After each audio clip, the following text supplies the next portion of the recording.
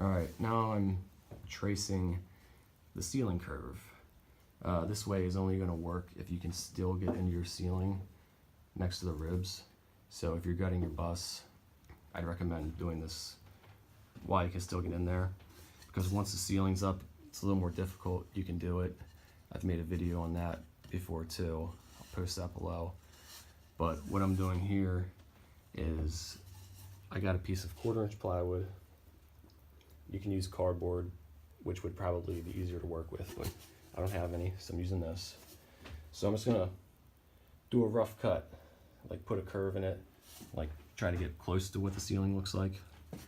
And then what you want to do is be able to put the plywood or the cardboard, whatever you got, up against the rib.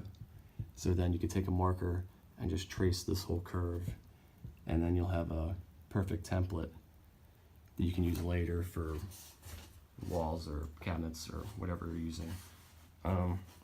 Mine was a little more difficult because I had this piece of metal running across, which left a couple inches of the curve that I couldn't trace. My brother has a school bus, and his doesn't have this, so it's a lot easier, in his bus at least, to trace this. This is my brother's school bus. You can see he doesn't have that metal strip running across like mine, so I could trace in his all the way down to the end of the curve, which would be a lot easier.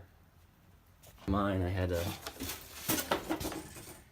kind of start there first, just kind of, eyeball it and try to cut that part, and keep making cuts until the rest of the plywood was backed up against the rib.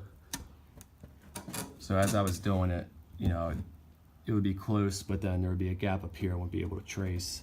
So I just kept cutting until that curve was close enough for me, and then the rest I could trace perfectly.